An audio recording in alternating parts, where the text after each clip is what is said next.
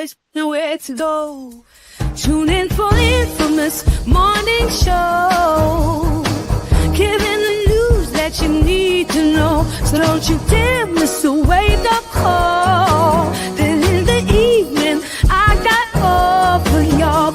Eat your dose of daily vitamins. You know the queen makes it make sense. So true.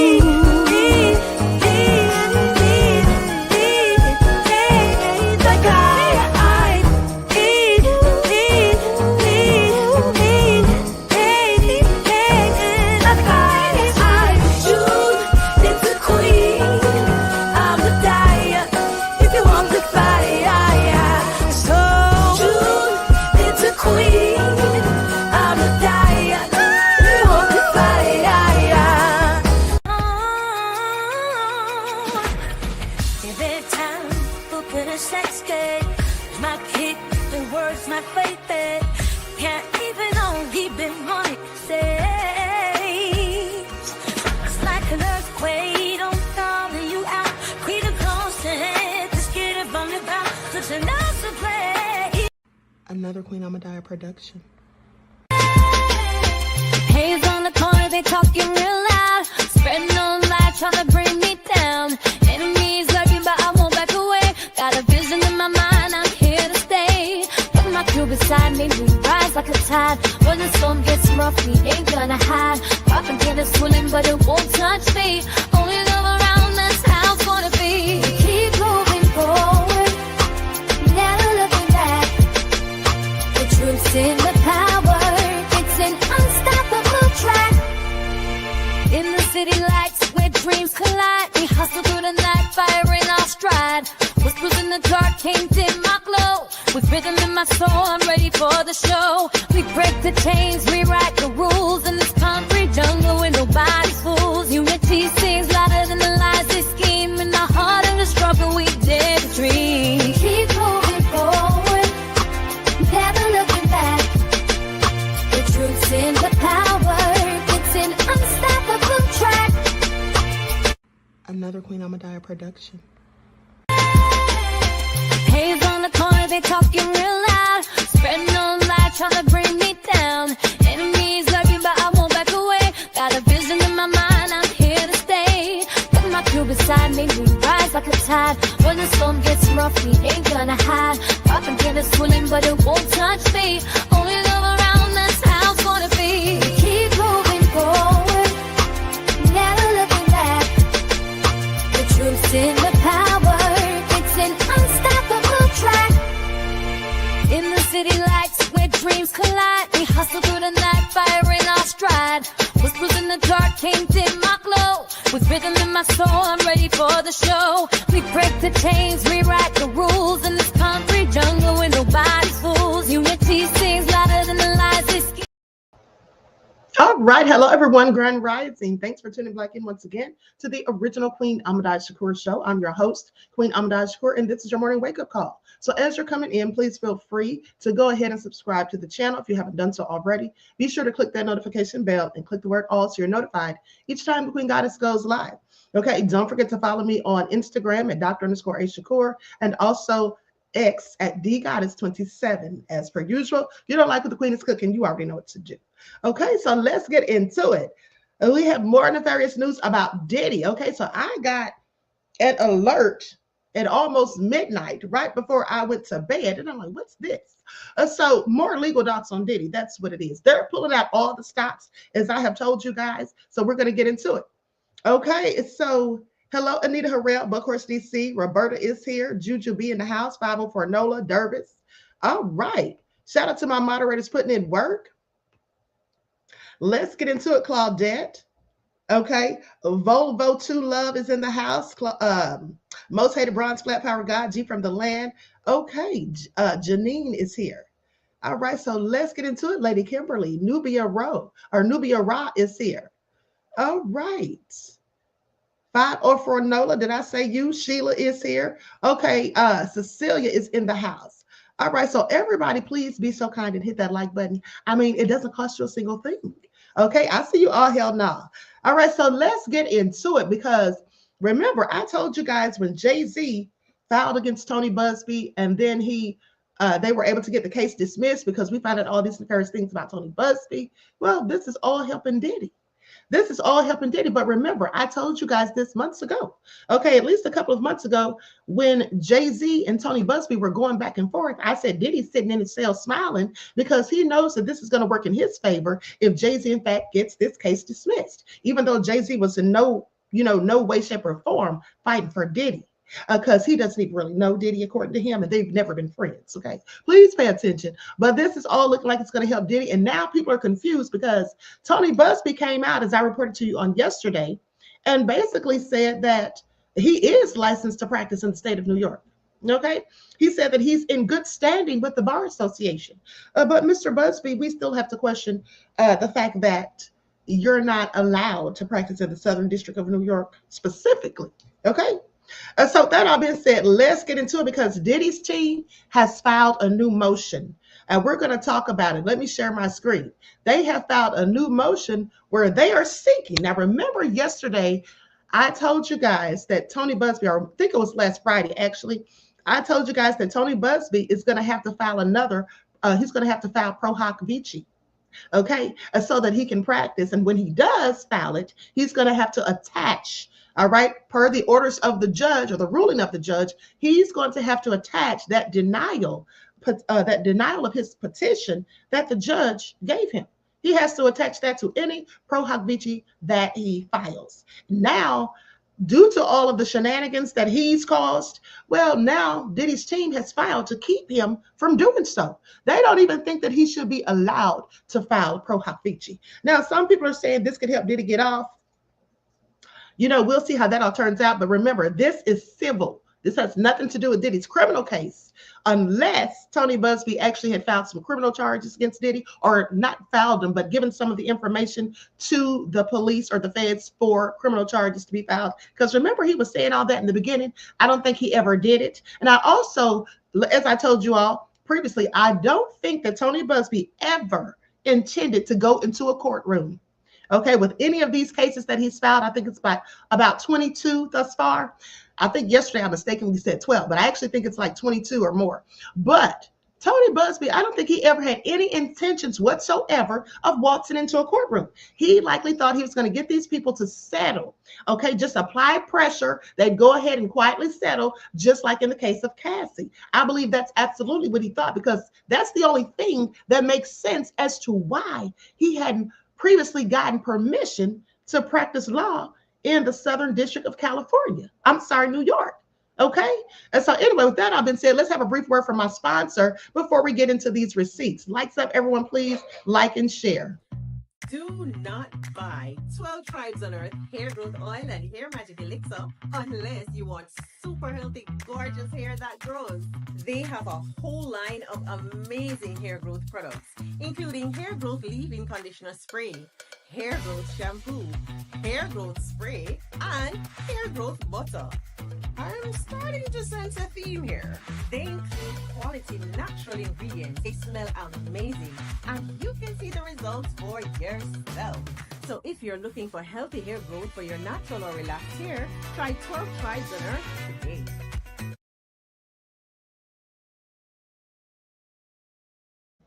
Okay, hello everyone. Thank you. All right, so listen, with that all being said, don't forget that you can purchase 12 Tribe oils for your hair at Etsy.com. Look for Lisa Crafts, and also you can find it at Walmart.com. Okay, so now let's get into it. Now I'm going to share my screen, and we're going to go over this document. It's almost 30 pages.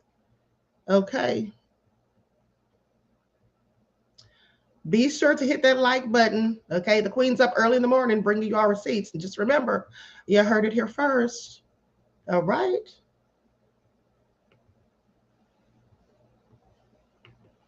Okay, there we go. Okay, so here's what they have to say. Let me put on my spectacles, honey, because I don't want to miss a beat. Diddy is doing everything he can to get out of all these civil lawsuits. And to get out of that trial, too. Pay attention. Okay, here we go.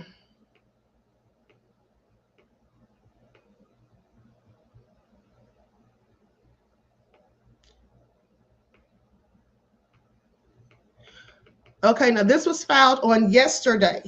Defendant Sean Combs, Daddy's House Recordings, Inc., CE OpCo, LLC, doing business as Combs Global, okay, and all of Diddy's associated businesses, okay? They say, submit this memorandum of law in opposition to plaintiff's amended motion for admission pro hoc vici for Anthony Buzbee. Now, in our collective decades of practice, undersigned counsel have never opposed a pro hoc vici application, and we do not do so lightly here. Now, they say they've never done this before. They have never asked to have an attorney denied the right to file or petition to practice in a certain state. They've never done that before in their 10 years of practice, or their collective decades of practice, they say.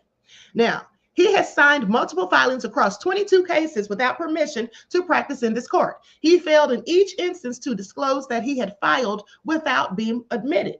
And he violated New York's rules of professional conduct by, among other things, repeatedly insisting that Mr. Combs is guilty of the criminal charges pending against him in the district, even though Busby has no good faith basis to believe the government will call any of his clients as witnesses to the case.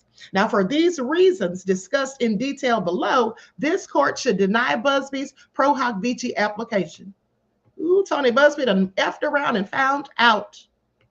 Now, as plaintiff's lead counsel in this case, Busby has for months been signing and upon information and belief, drafting, directing, and advising on pleadings and other filings in this action and others without obtaining permission to practice in the Southern District of New York and without disclosing that he lacked such permission. Yeah, because like I said, Busby didn't think he was going to have to go to court in the Southern District of New York or anywhere else in New York. Busby thought he was going to get those coins. That's what he thought. He thought that he was going to be like a thief in the night, send out those demand letters, and people were just going to start sending him money. These high-profile celebs, celebrity A, B, and Diddy. Okay, that's what he thought.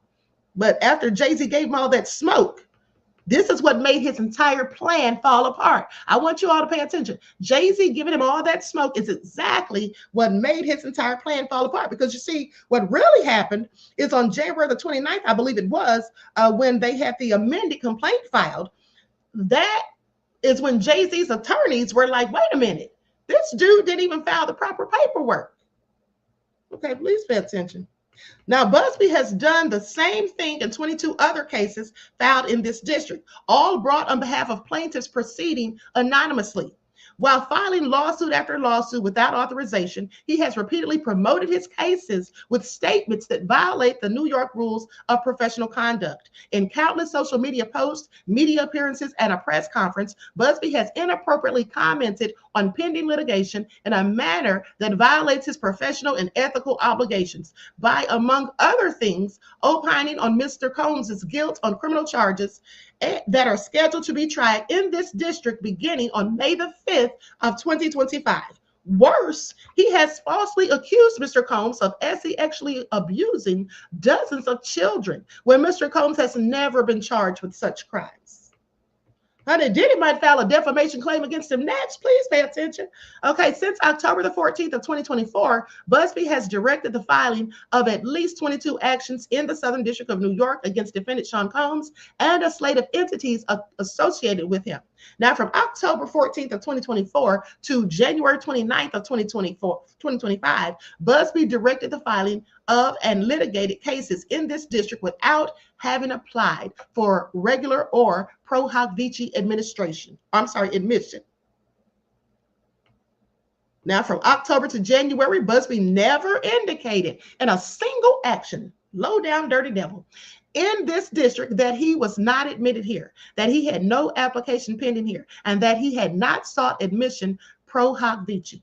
Now, on December the 13th of 2024, counsel for Sean Carter, also known as Jay-Z, another celebrity Busby sued without a good faith basis, filed a letter in a related action before the Honorable Annalisa Torres. And let me just say something here. The fact that Busby was not even licensed to practice, had not even been given permission to practice in the Southern District of California, you know, This could help Jay-Z's claim against him, that defamation lawsuit. Because remember, I told you guys that according to California law, they basically have an allowance to prevent attorneys from being sued for defamation when they're acting in defense of their client, okay, who is a victim or accuser.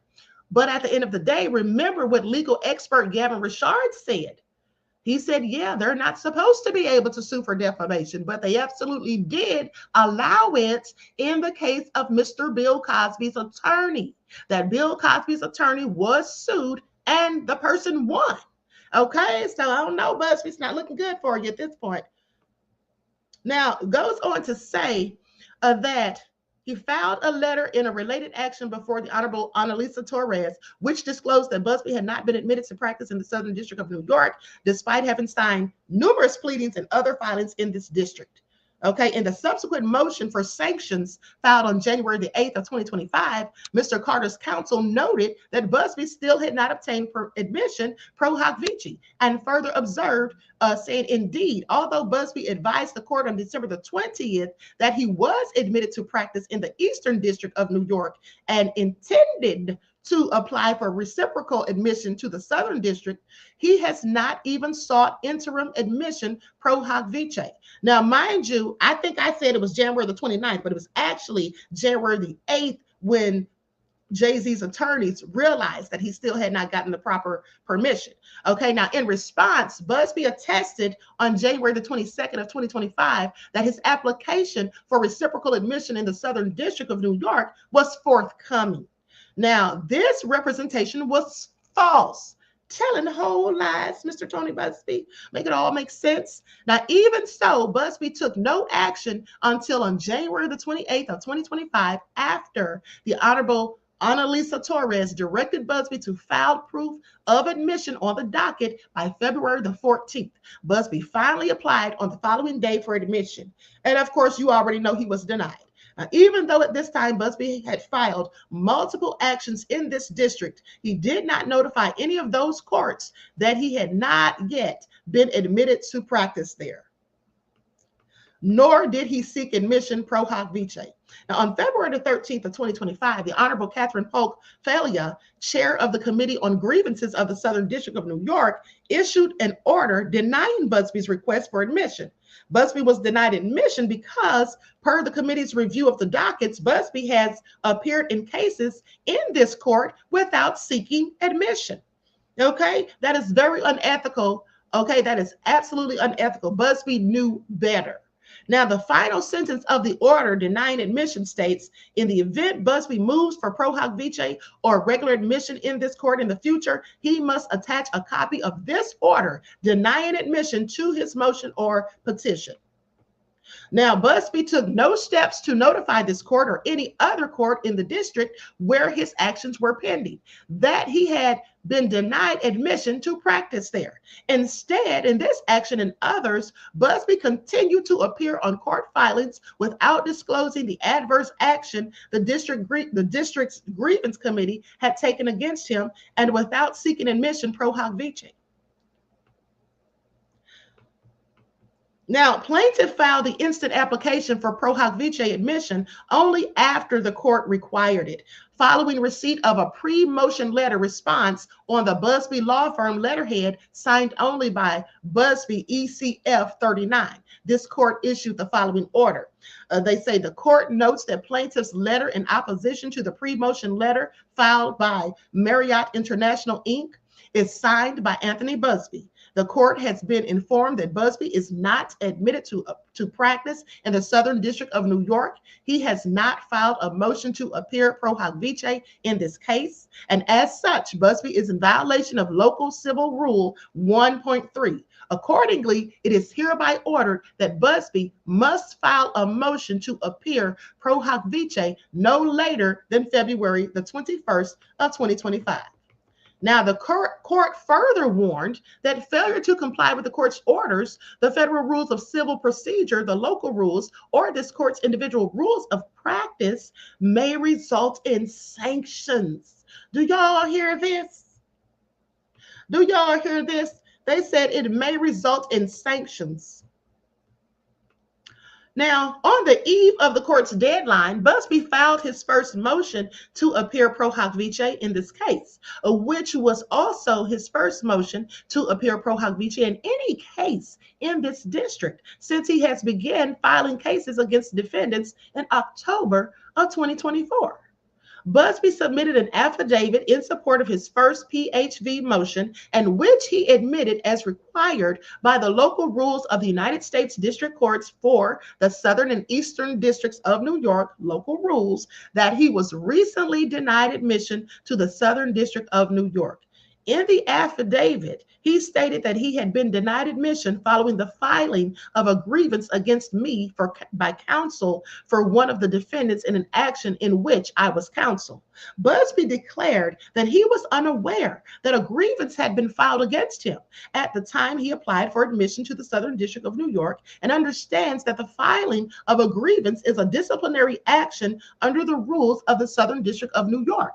Busby implied that he was denied admission to the Southern District of New York for the same reason grievance was filed against him, primarily because he electronically signed numerous pleadings alongside his firm's local counsel without being admitted here.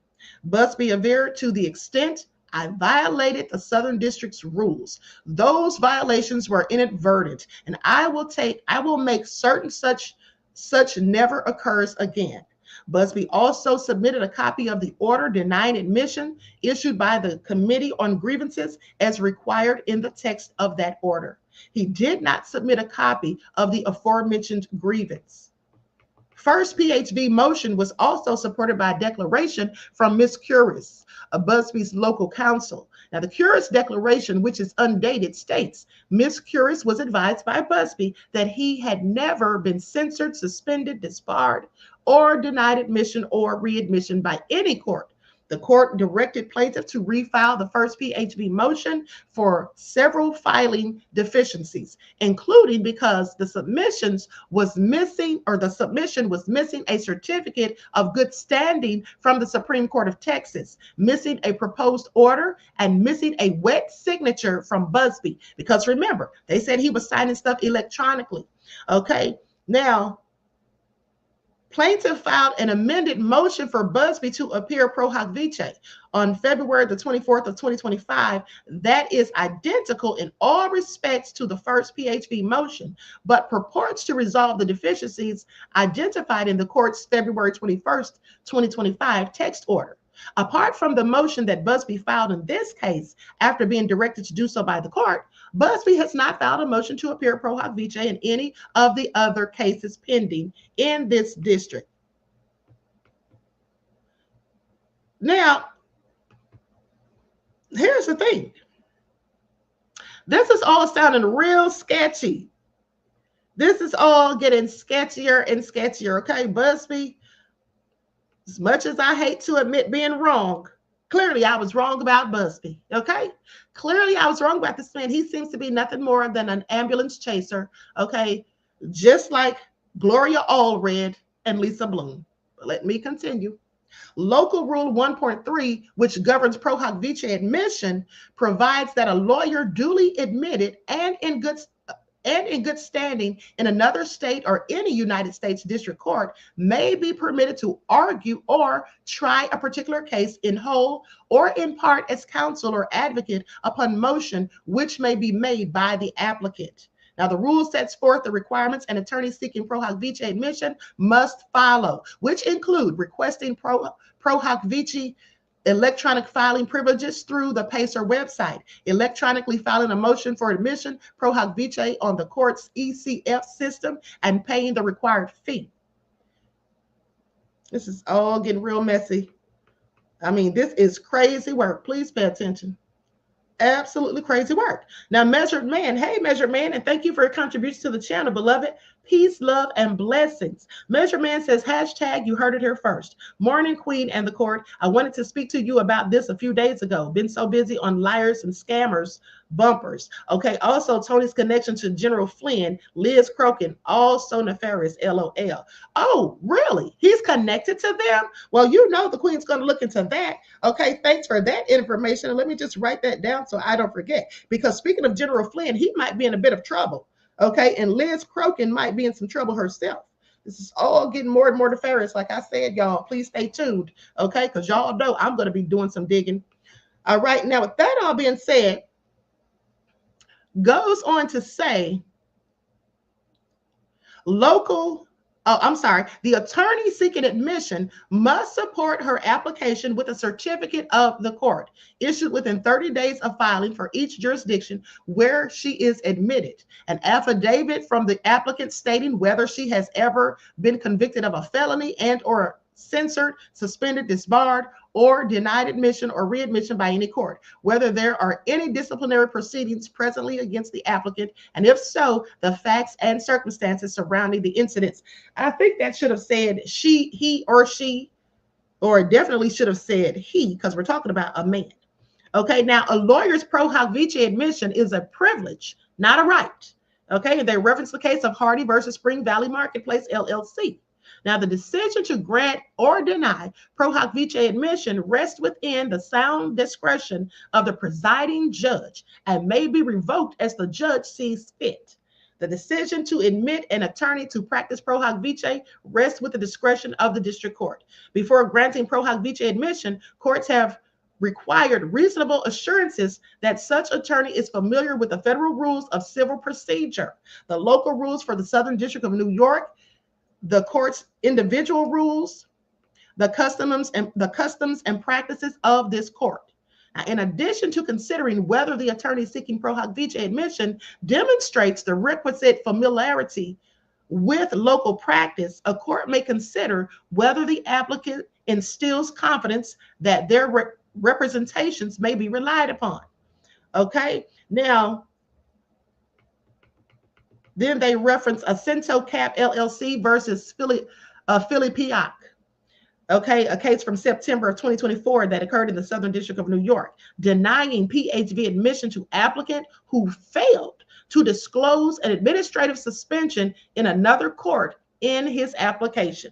Although pro hoc vice admissions are routinely granted, the court's decision to do so is not simply a pro forma exercise, and there are occasions where such applications have been denied. And this might be one. Okay, that's what it sounded like. This just might be one. Okay, so Buzbee's motion for admission pro hoc vice should be denied because he has repeatedly shown that he is unwilling or unable to follow this district's local rules and because his application is deficient. For nearly 5 months, Buzbee has filed case after case in this district against defendants in the name of anonymous plaintiffs without seeking admission of any kind and without disclosing his lack of admission until raised by a court or adversary.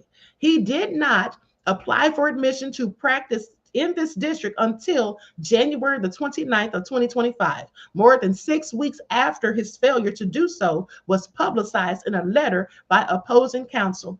5 weeks after he represented to another judge in this district that he intended to apply for admission, which he only did after opposing counsel disclosed Buzbee's lack of admission. So this is all something Buzbee should have done himself. The other attorneys, the other counsel should not have had to bring this forward. Okay, this is something that Buzbee should have already expressed to the court himself. It's just all looking like he's just a liar who lies at this point. And another thing, now I'm wondering, all of these cases that he claims that he had, 120 or whatever, I'm wondering if even all of these are legitimate cases. And by that, I mean, do these people even exist? Okay, do these people even exist that he was even talking about? Because remember, every last one of his people has filed anonymously. Okay, I mean, some of this stuff could be absolutely made up. Now, ordinarily, I wouldn't even suggest such a thing. But the mere fact that he's been doing all of this BS, and now we find out that he's not even been practicing ethically.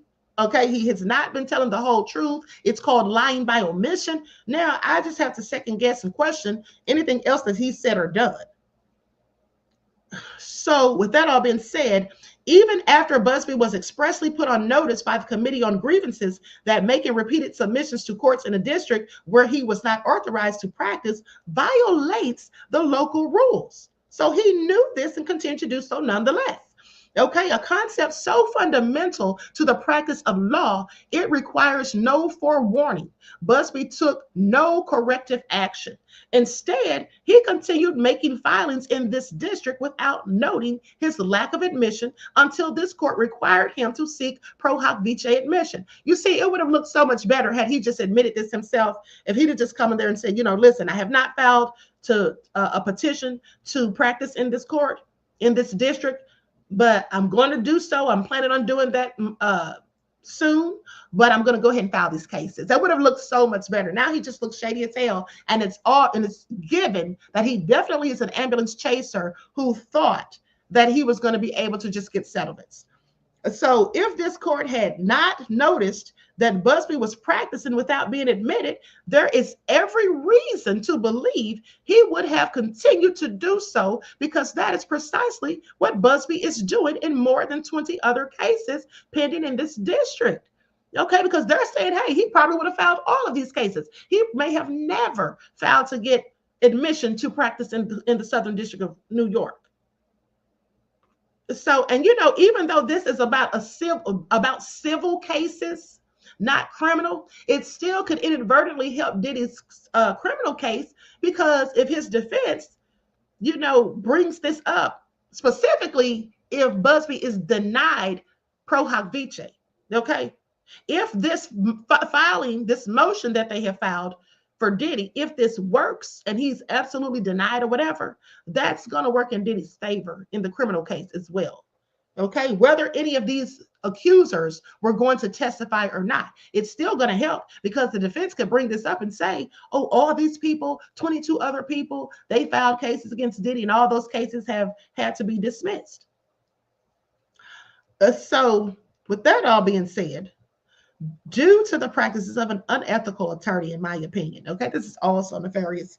So anyway, even after declaring in a February 20th, 2025 affidavit submitted to this court that his errors were inadvertent and that he will make certain that such conduct never occurs again, he has failed to seek admission pro hoc vice in any of the other pending cases. So he didn't keep his word, basically. So how can they take him at his word for anything else? So at best, Busby's repeated violations of the local rules are, as he puts it, inadvertent and demonstrate his unfamiliarity with practice in this district. At worst, the serial violations demonstrate that the court cannot rely on Busby to make reliable representations and conduct himself professionally and ethically.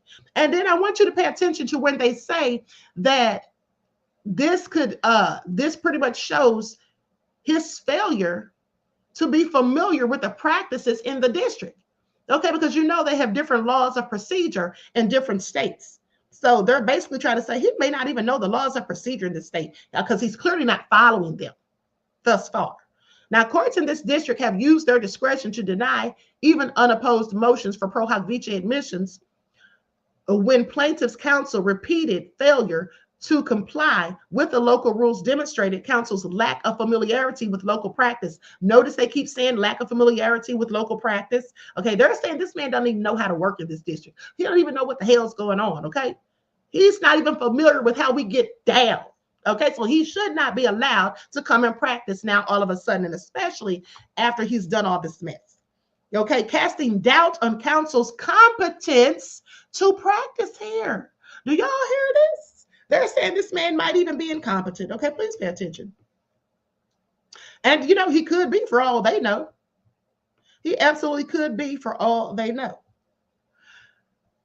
So anyway, in United States versus International BHD of Teamsters, chauffeurs, warehousemen, and helpers of AM, plaintiff's counsel who sought admission pro hoc vice failed to comply with a local rule in effect at that time, which required all pleadings, motions, and other filings to include below the attorney's signature his or her address, telephone number, initials, and last 4 digits of the attorney's social security number, and failed to comply with an individual rule that required courtesy copies. Now, the district court denied plaintiff's counsel application first without prejudice, noting before plaintiff's attorneys may appear before this court must have some reasonable assurance that these attorneys are familiar with the local rules. The court, pay attention to that because that is important. Noting before plaintiff's attorneys may appear before this court must have some reasonable assurance that these attorneys are familiar with the local rules. And local rules are specific rules for any given district, okay? For any given district. Tony Buzbee's from Texas. So they're like, what the hell does he even really know about the Southern District of California? I'm sorry, New York. So with that all being said, however, plaintiff's attorneys have submitted papers that violate these rules. Now, upon the renewal of counsel's motion for pro hoc vice admission, the court subsequently denied the application again, the second time with prejudice, okay? So this is another case that they're referencing where this absolutely, the attorney absolutely was denied because he wasn't familiar with the goings on of the local procedures. So the second time denied with prejudice, having found that counsel continued to fail to comply with local rules. And so they go on to reference a few more cases. Now, denying pro hoc vice application with prejudice, where plaintiff's attorneys demonstrated a serious lack of understanding regarding appropriate practice before this court. Specifically, the moving attorney filed a motion and signed it without being admitted and without having local counsel co-sign, which could potentially have run afoul of New York State's prohibition on the unauthorized practice of law. Now, in rejecting counsel's application with prejudice, the court emphasized that the actions that plaintiff's counsel has taken in the instant litigation to date do not give the court a reasonable assurance that counsel is familiar with the rules governing litigation in this district. They're like, Tony Buzbee don't even know what he's doing. Okay, Measure Man says, what he doing to grieving family that Rebecca Grossman unalived their two boys. I was done with him. He did this in California and was removed. It's going civil December of 2025, so they can't include it. Oh, really? Well, that's interesting. Thank you for that insight into the topic, beloved, and that information. And also, thanks so much for your contribution to the channel. I appreciate you. Peace, love, and blessings. Now, as in Erbachi, Busby's repeated violations. Now they're referencing the other case with the attorney who was denied without with prejudice in the second instance. Okay, so as in Erbachi, Busby's repeated violations of the local rules betray his lack of familiarity with local practice. Now the court cannot be reasonably assured that Busby understands and will follow the local rules and customs because he has shown time and again that he cannot. After being directed by the court to file a motion for admission pro hoc vice under local civil rule 1.3, which he should have done when the case was first filed months before, Busby's motion was deficient. He failed to provide a certificate of good standing from Texas in violation of rule 1.3. And here's the thing. He does have a certificate of good standing. Remember, I showed it to you all on yesterday and it had the seal on it and everything. Now that, I believe, was from the state of New York. But the question I asked you all yesterday was, okay, how long ago was that? I think it was in 2019. It was in 2019. And I'm like, is that still applicable? I don't think so. Apparently not from what they're saying. But, you know, he wants us to think that he's certified to practice in New York. But even if he is, not in the Southern District, sir. Okay, not in the Southern District. Now, with that all being said, likes up, everyone. Please don't forget to like and share. Thank you in advance. Now, he also failed to provide proposed order for the court to grant and to include a wet signature as the attorney seeking pro hoc status in a filing made from another lawyer's Pacer account. That sounds like another violation. Additionally, Busby's conduct in this case, unrelated to his pro hoc vice application, demonstrates his lack of understanding of the local rules and local practice. Now, I want you all to pay attention because what they just said that he failed to do, that's the same thing that other lawyer failed to do. Are you all catching this? They said he failed to have a wet signature, to include a wet signature as the attorney seeking pro hoc status in a filing made from another lawyer's Pacer account. That's one of the things the other attorney did. Okay, so in the early days of this case, he violated Rule 10A of the Federal Rules of Civil Procedure and Rule 614 of the Southern District of New York, electronic case filing rules and instructions, by filing the action under a pseudonym without first seeking leave of court. So there's another violation. They're calling Busby out on all this bull crap, honey. You all need to pay attention. Okay, so with that all being said, ordering plaintiff to file a complaint in her own name and noting counsel's failure to seek leave to file anonymously before doing so. So basically, he was supposed to get authorization to do so and didn't do it. This is all nefarious. Busby violated the same rule in multiple other cases filed against defendants in recent months as well.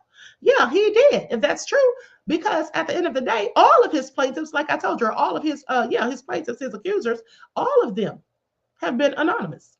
So even crediting Busby's claim that his repeated violations of the rules governing practice in this district are inadvertent, the court can and should use its discretion to deny his motion for pro hoc vice admission because of Busby's apparent lack of familiarity with local practice and his failure, even after acknowledging his violations, to take corrective action in his other cases pending in this district.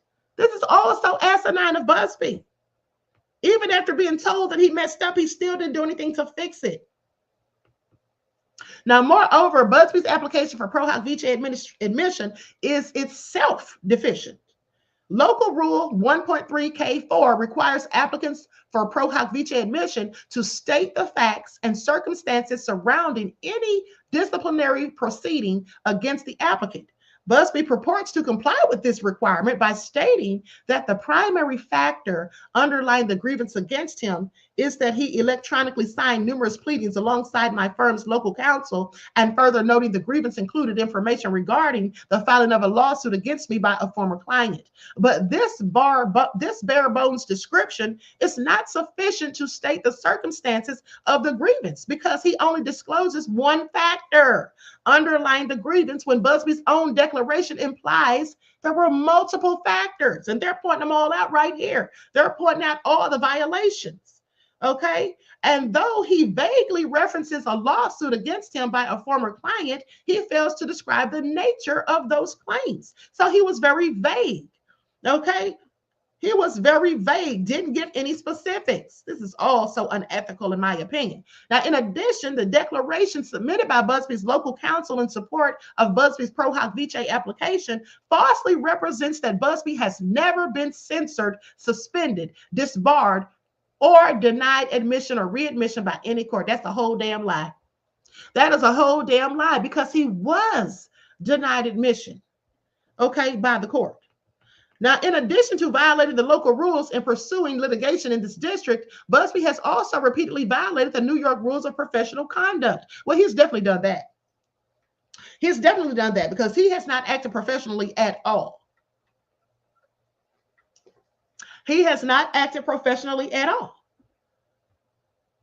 And, you know, just finding this out now, I'm inclined to believe that perhaps his demand letter to Jay-Z may have had an element of extortion. Okay?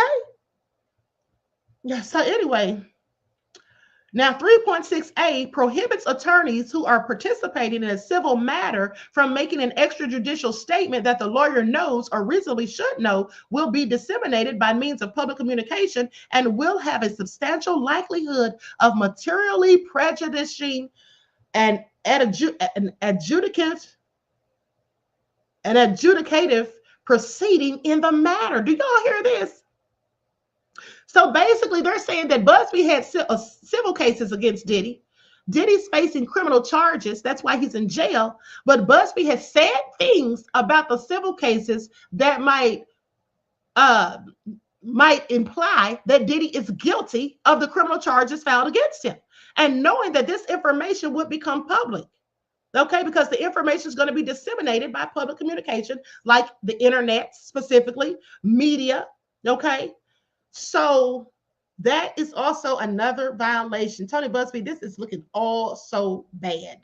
Now, goes on to say, a statement is likely to prejudice the matter if among other things, it relates to the character, credibility, reputation, or criminal record of a party, a suspect in a criminal investigation, or a witness. And Diddy is definitely a suspect in a criminal investigation, okay? Or the expected testimony of a party or witness. Any opinion as to the guilt or innocence, and he darn sure did give his opinions of guilt, is to the any opinion as to the guilt or innocence of a defendant, or the fact that a defendant has been charged with a crime, unless there is included therein a statement explaining that the charge is merely an accusation and that the defendant is presumed innocent until and unless proven guilty. A lawyer may only state the following without elaboration. Ooh, honey, this is all so crazy. You know what? I'm starting to wonder here. Tony Buzbee, did you do this bullish on purpose? Did you do this on purpose? Because he has to know better.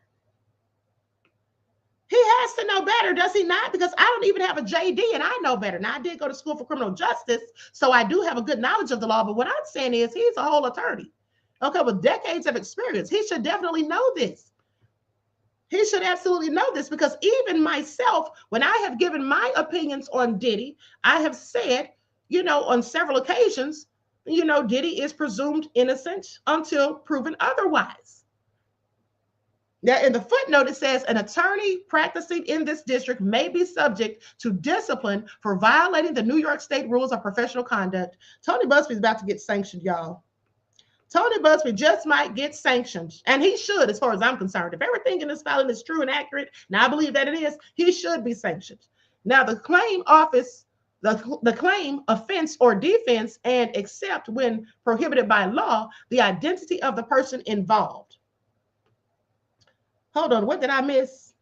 Oh, okay, let me go back a second. A lawyer may only state the following without elaboration. So these are the things the lawyer can say without elaborating on it. Number one, the claim, offense, or defense, and except when prohibited by law, the identity of the persons involved. Two, information contained in a public record. They can say that because it's already in public. Okay. Three, that an investigation of a matter is in progress. 4, the scheduling or result of any step in litigation. And 5, a request for assistance in obtaining evidence and information necessary thereto. And 6, a warning of danger concerning the behavior of a person involved when there is reason to believe that there exists the likelihood of substantial harm to an individual or to the public interest. So Tony Buzbee has been out of pocket, okay? Please pay attention. Now, Busby's frequent press appearances clearly violate that rule. Okay. For example, in a press conference Busby held on October the 1st of 2024 to advertise the launch of his campaign against defendants and promote a 1-800 number viewers could call to make claims against defendants, Busby described in great detail the expected testimony of several of the supposed 120 individuals on whose behalf he claimed that he would be filing lawsuits. Tony Buzbee on lawsuits against Diddy, and they put the video from Fox 26 Houston, okay, that's the news station that showed it, containing full video recording of Mr. Busby's October the 1st of 2024 press conference, okay, describing his clients. Busby said, "It's shocking to hear the youngest victim at the time of the occurrence was 9 years old and claimed to represent 25 minors who were sexually abused as children, implicitly accusing Mr. Combs of grave criminal conduct with which he has never been charged." See, because none of this, I want you all to pay attention because this is real juicy and this is getting real intriguing in my opinion, because Diddy, as I told you all a myriad of times, even in the superseding indictment, Diddy has never been accused of any of the minors. All those stories about minors came from Tony Buzbee. Those came from Tony Buzbee. Now remember, Rodney Jones, aka Lil Rod, said that there were some underage girls at the event, but he had pictures in the lawsuit filing. But as it turns out, those were grown women in their 30s, like 30 or 31, 32, somewhere around there, because they came forward and said that was them. And even if they were lying, that's what they said. Okay, so Busby's got some explaining to do, and Diddy's going to hit him with a defamation lawsuit. Just watch. Okay, just watch. Now, goes on to say, in flagrant violation of the New York Rules of Professional Responsibility, Rule 3.6a, Busby went on to describe in detail his client's expected testimony, including where they would say the alleged assaults occurred, the circumstances under which they would claim the assaults took place, the nature of the relationships his clients would claim they had with Mr. Combs prior to the purported assaults, the modus operandi and his clients would allege Mr. Combs used to effectuate the alleged assaults. And modus operandi is like the pattern or method, okay, like the methods that he would use, the tactics, okay. The alleged assaultive conduct his clients would claim they experienced, and the alleged injuries and harm his clients would say they suffered. Busby did not just preview his clients. He didn't just preview his clients' expected testimony in general terms. He relayed anticipated accounts of the as of then unfiled allegations from specific unnamed clients. In describing his clients' expected narratives, he claimed that he had corroborated, vetted, and collected evidence for each of the accounts he represented, vouching for the truthfulness of his client's allegations and implicitly of Mr. Combs' guilt. Now, after the press conference, Busby went on to participate in a media blitz campaign to promote his lawsuits, and in doing so, he routinely implied that Mr. Combs has a predilection for predatory sexual assaults, commenting on and denigrating his character. Defamation lawsuit incoming. Are y'all hearing this? There can be no serious dispute that such statements had a substantial likelihood of materially prejudicing this and other adjudicative proceedings in flagrant violation of Rule 3.6. And indeed, even though none of Busby's clients is expected to testify at Mr. Combs' criminal trial, Busby's extrajudicial statements here are likely to prejudice Mr. Combs' criminal case as they unambiguously express opinions as to guilt or innocence of a defendant and relate to the character, credibility, reputation of a party suspect in a criminal investigation. One of the things he absolutely is not allowed to do. Oh, Lord have mercy. All of these cases are going to get thrown out. All of these cases that Busby has filed may just get thrown out. Now, let me read the footnote, because here it says, Attorney Tony Busby, October 3rd to 2024, last visited February 25th, 2025. Okay, it has a YouTube video here that they're showing, and they say between the timestamp 12:30 to 12:50, suggesting the number of people who had publicly accused Mr. Combs of assault as of the date was merely the tip of the iceberg. That is what he said. He did say it was the tip of the iceberg. Okay, stating that Mr. Combs, when you have this predilection like this, it happens over and over. You know, it doesn't just happen once. Typically, when something like this happens, you can bet that it's probably happened more than once. That's what's different about this case, in my view, is that this was not a secret. Oh, he has messed up. Not one time in that quote from Tony Busby did he ever use the word alleged. Never did he say, in my opinion. Never did he say, if these allegations are true. He didn't say any of that, you guys. He didn't say any of that, and this is all absolutely prejudicial. This is all absolutely prejudicial. So with that all being said, this is all bad news. Okay, this is all bad news. This is called, this is all technicalities. I want you all to pay attention. But didn't I tell you all that Diddy could possibly get off on a technicality? This is also, oh my God, I cannot express to you how mad I am about it. Okay, so anyway, with that having been said, let's continue.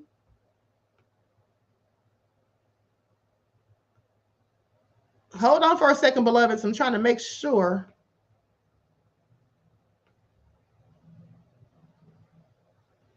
Trying to find my place. I accidentally scrolled. Okay, I'm going to go back up to here. I think I was somewhere in this area. Okay, so as a result of Busby's knowing failure to seek admission while continuing to practice in this district, his violation of the local rules. Hold on. No. I think I already went past that. Or did I? Hold on. Okay, no, I'm in the right place. Okay, so as a result of Buzbee's knowing failure to seek admission while continuing to practice in this district, his violation of the local rules and the New York rules of professional responsibility and the deficiencies in his pro hoc vice application, Buzbee does not merit the privilege. So they're saying he don't even have the privilege anymore of appearing pro hoc vice because the court cannot be confident that his representations to the court can be relied upon. Okay. Now, they reference a case in a Cento Capital LLV or LLC versus Philly Pioc. The district court issued an order to show cause, explaining that plaintiff, a corporate entity, could not proceed pro se, okay, and that plaintiff's founder, an attorney who had not submitted an application to appear pro hoc vice, did not appear to qualify as counsel. Okay, so let me just tell you what that means. They said that the corporate entity, so they were obviously, it was obviously an organization, a corporate entity, right? Or an organization, I mean, and they could not proceed pro se, which means without the aid of counsel, which means in representation of yourself. Okay, you represent yourself pro se, that means without an attorney. Okay, but at the same time, they said that plaintiff's founder, an attorney who had not submitted an application to appear pro hoc vice. Okay, so this attorney was trying to represent himself because it says the plaintiff's founder. Okay, so the person who was trying to let me try to make this clear to you guys. Okay, so basically, the founder of the organization, who was the plaintiff, he was an attorney. He was actually an attorney, but he or she didn't file the application to appear pro hoc vice, did not appear to qualify as counsel. It's all getting worse and worse, y'all. Please keep paying attention. Measurement says, I bet when this moves forward, it's going to show screw-tube videos of logic like these channels, very salacious videos for clicks. Okay, thank you for your insight into the topic, beloved, and your contribution to the channel. Peace, love, and blessings. This is all a mess. Okay, so in response to the court's order, plaintiff's counsel submitted a motion to appear pro hoc vice, stating that he mistakenly believed he had been given permission to practice law on a pro hoc basis in the matter. So here's the thing. If he says that he mistakenly believed that he had been given permission, you know what that does? That further proves what Diddy's team is saying, that he's not familiar. He has no familiarity with the local rule of law, okay, in that district.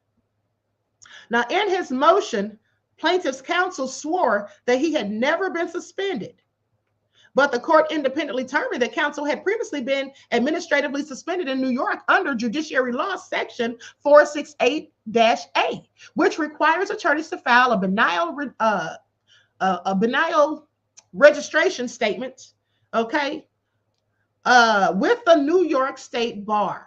Even though plaintiff's counsel only failed to disclose an administrative suspension for a failure to comply with a registration requirement as opposed to discipline doled out for affirmative misconduct, the district court denied counsel's motion because it is essential that courts be able to rely upon representations made on the record by attorneys licensed to practice before it. Okay? Attorneys licensed to practice before it, and which he clearly wasn't. We now know that. Okay, so please pay attention. This is all a darn shame. Okay, so anyway, let me keep going. So let me read over that again, which requires attorneys to file a biennial, okay, hold on, I lost my place. Okay, which requires attorneys to file a biennial registration statement or a biennial registration statement, okay, with the New York State Bar. Now, he said he was in good standing with the Bar Association. Remember that? That's what he literally said days ago. Okay, even though plaintiff's counsel only failed to disclose an administrative suspension for a failure to comply with a registration requirement and as opposed to discipline doled out for affirmative misconduct. The district court denied counsel's motion because it is essential that courts be able to rely upon representations made on the record by attorneys licensed to practice before it. Okay, they have to be able to take the attorney at their word. That's what they're saying, basically. They have to be able to take the attorney at their word. Okay, now the deception inherent in plaintiff's omission, whether willful or not, did not tell you all that he was lying by omission. Okay, when he didn't disclose certain details, that he lied by omission. Okay, that is so unethical. And they're now saying the deception inherent in plaintiff's omission, whether willful or not, whether you meant to do it or you didn't, it doesn't even matter at this point. It was sufficient to undermine the court's confidence that the attorney would behave professionally and ethically. So the court can't trust him. That's where they're telling the judge, you can't trust him, Your Honor. The court can't be sure that he's going to be acting ethically or that he even knows what he's doing and that he has any familiarity with the district. Now, the reasoning in Ascento applies with equal force here. You see, because Buzbee failed to seek pro hoc vice admission on even note in his signature block that an application for admission was pending or forthcoming, the court reasonably assumes that Buzbee was permitted to practice in this district. They reasonably assumed that. You see, they only found out when Alex Spiro, one of Jay-Z's attorneys, brought it to their attention. Somebody had to literally snitch on him, because why would the court think that this man who's an award-winning attorney, who's been a practicing attorney for decades, why would they think that this man was foolish enough to come before the court filing case after case after case after case without having done his due diligence, without having filed the proper petition to even practice in the district? Why would the court think that? Of course they wouldn't. And who would? Now, when the question of whether Buzbee was permitted to practice in this district came up in other matters, he expressly represented that he was in the process of getting admitted to the district. But his implied and expressed representations were not even true. And he knew they were not true when he made them. So just lying. God damn it, Buzbee. Busby did not apply for admission to any court in this district in any capacity until Judge Torres gave him a 2-week deadline to show proof that he was actually admitted, long after he represented that his admission was forthcoming. Even after Busby's failure to obtain permission to practice in this district was brought to his attention by his adversaries and by other judges in the district, Busby still failed to take any steps to correct the mistake. Yeah, this is probably going to, the judges, you know what? The judge may absolutely deny him his petition. Okay? They may absolutely deny him his petition. That's what it's looking like here. Now, I could be wrong, but then again, I could be right. And that's what it's looking like. How do you file all of these darn cases? 22 whole cases and haven't done your due diligence? You look like a bumbling idiot, or like you did it all on purpose. Anyway, let me continue. Moreover, his public statements reflect that he does not appreciate the gravity of his violations. Okay? So I want you all to pay attention to this. Moreover, his public statements reflect that he does not appreciate the gravity of his violations. What does that mean? Well, I'm so glad you asked. That means that he's not even taking accountability and that he's still not being 100% truthful about it. Because in the filing where he did file for pro hoc vice, after his petition was denied and he had to attach that denied petition to it, he still didn't tell the whole truth. He still left out things, and not to mention, he just came out days ago saying that he is absolutely licensed to practice, okay, that he is authorized to practice in New York. So anyway, this is all a mess. Now, indeed, rather than acknowledge the limitations of his practice authority in the face of public inquiries about the denial of his admission application to the Southern District of New York, or simply remain silent, just keep your damn mouth shut. No, he couldn't do that because people were going in on him. Okay, and he felt like he had to come out and say something. He felt like he had to come out and defend himself. Queen Sam said he's working with the feds to get Diddy off. That's what it's given, beloved. That's exactly what it's giving. You mean to tell me an award-winning attorney who gives some hell in the courtroom, who's practiced for decades, didn't know what the hell he was supposed to do? I'm not falling for it, Tony Busby. What the hell are you really up to?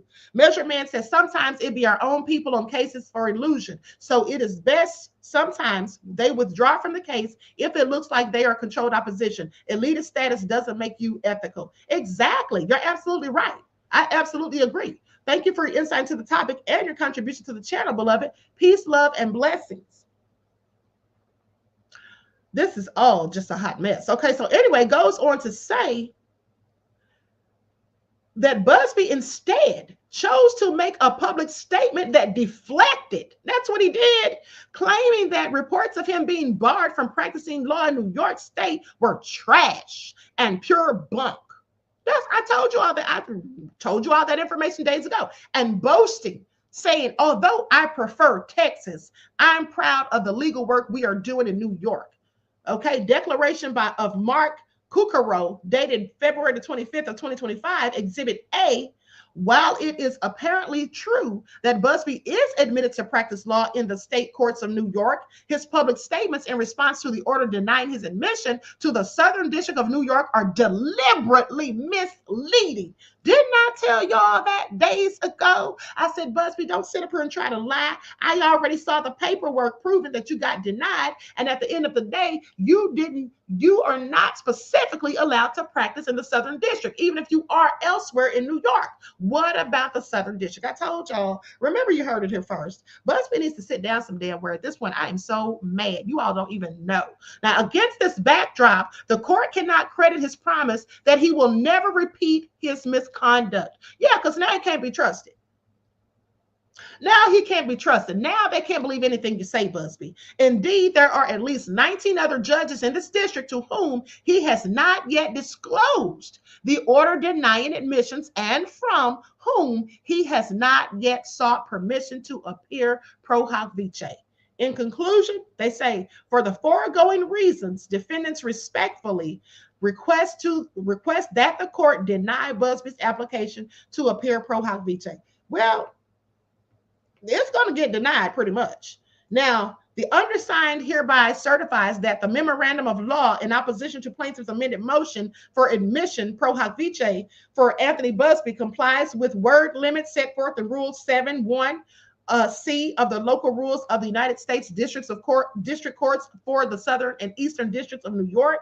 The word count exclusive of the caption tables and signature blocks is 5,608 according to the word processing system used to prepare the documents. Okay, and this is signed by Mark Kukaro. Oh, Lord have mercy. What has Busby gotten us into, you guys? What has he gotten us into? This is all shocking and very appalling, need I say. This is all crazy. So, what do you all think about this? This damn Busby has really messed up. Okay, he has really messed up. Okay, TC Dan said, just like I feel the Democratic Party is controlled opposition to the Republicans, in my opinion. That's what it's starting to look like. Busby seems to be controlled opposition. Why the hell would you come forward talking about you got 120 damn cases? Why would you come forward and file 22 damn cases? And then you sit there and you don't even have the proper paperwork giving you authorization to practice in the Southern District of New York. And then when you're told that you don't have it, and you already knew, they didn't have to tell you, but then you lie and say, oh, I'm in the process of doing that right now. I'm already in the works. And you're not. And then when the judge tells you that you have to expressly attach the denial letter to your pro hoc vice petition, you basically attach it, but then you give a reason as, oh, well, it was because of this, not because of this. Say what now? I find this all very interesting. A lot of you are saying you didn't get your notifications. Y'all know how ScrewTube does. DJ Big Six said, inside job. That's what it's looking like. See, here's the thing. I want you all to ask yourselves, in any other case that we've heard of to this magnitude, in any other case that we have talked about, Noah said all clout.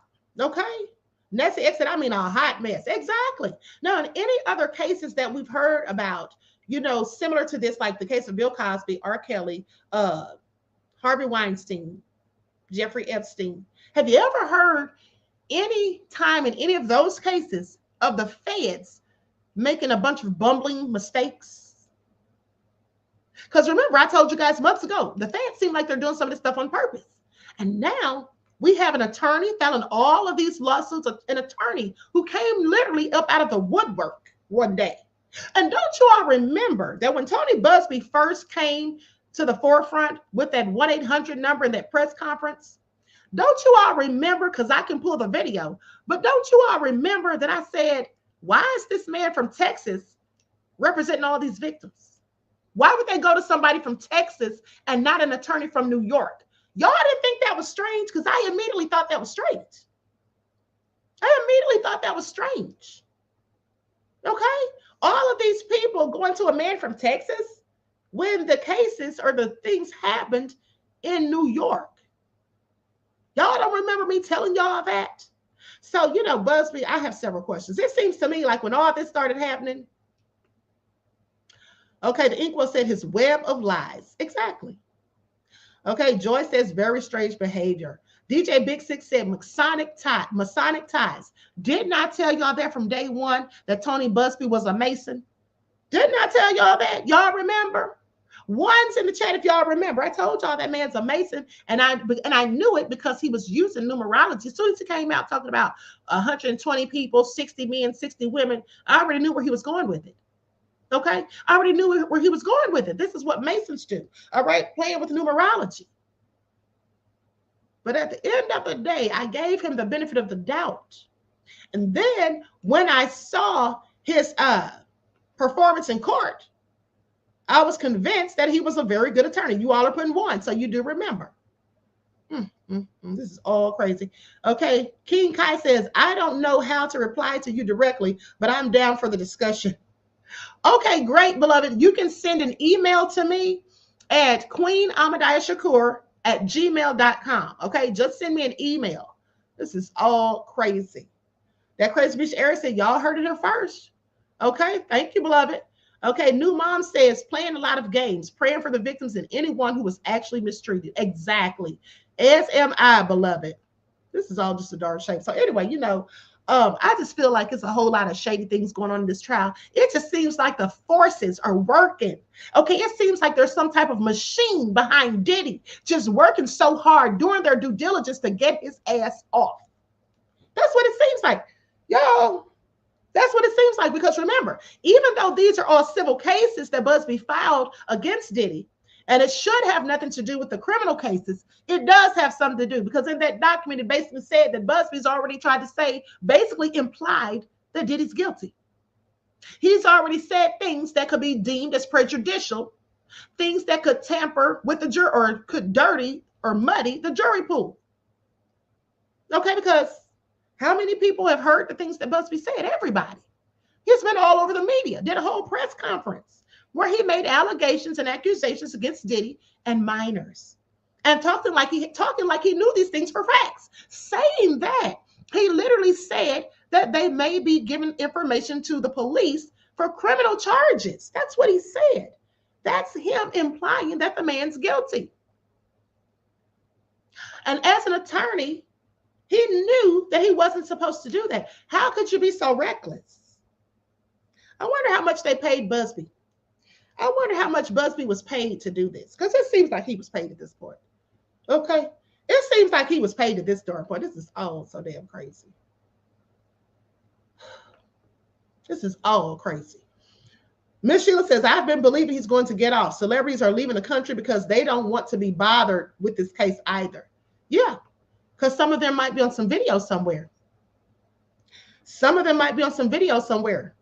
Okay? Queen Sam said, got the queen fish grease hot. Okay? Roddy says, all of this seems like one giant theater play. DJ Big Six said a couple of million. That Crazy Beach Eric said Buzbee looks scandalous. Okay? Noah said more than a couple. Yeah, I think it was more than a couple too. But it's definitely given paid opposition. Because I know there is no way that any award-winning attorney could have been so negligent. There's no way. How many, and this is his expertise. It's not like he's a divorce attorney taking on civil cases all of a sudden for assault. This is his expertise. Okay? So how did he not know to do that? And y'all do know that I'm pretty sure that he's practiced in other states before. I mean, we do know that even in New York. Okay? It literally says in the paperwork that he is able to practice in New York, just not the Southern District. So the same way that he was able to get allowances for him to practice or authorization for him to practice in other areas of New York, other districts, he knew he was supposed to do the same thing for the Southern District. So this is not some type of oversight. This is not something that just slipped past him. Okay, that just slipped his mind. It couldn't be. And especially we know it couldn't be because, for one, they already told him about this. They already mentioned this to him. And he said out of his own mouth, "Oh, I'm in the process of doing that right now, Your Honor." All lies and BS. This is all crazy. Roddy says, "I agree, Queen." Says, "I agree, Queen. You don't suddenly forget how to practice law." Exactly. That's what you don't do, Mr. Buzbee. Okay, Queen Sam says, because like you said, Queen, he thought the A-listers would be willing to settle so he wouldn't have to go through the hassle of filing the proper paperwork. Yeah. Yeah. It's either that or this. Okay? Because the only logical explanation for him not having filed any of this stuff would be because he thought he was going to get those settlements. Would be because he thought they were going to come behind his, come behind closed doors and just settle and write him checks. That's what he may have thought. And that definitely would have been a reason why he wouldn't, may have kept him from doing this. But here's the thing. It's still given paid opposition to me, because even if he never had any intentions of going to court and just thought he was going to get settlements, there's no way he knew that for sure. There's no guarantee that that would be the case. So being the attorney of prestige that he's supposed to be, and award-winning and all of that, it still would have been his due diligence to file just in case. To file just in case, because I'm sure Busby knows that not everybody always settles. I'm sure Busby knows that sometimes people actually take him to court. And how do we know that too? Because we've seen him practicing in court. Okay? We've seen him in court doing a very good job, which further makes me think that this stuff is all on purpose. Because Busby, how in the hell could you be so sloppy? How in the hell could you be so sloppy? Okay? How in the hell could you be so sloppy? I have several questions. Let's go to this video.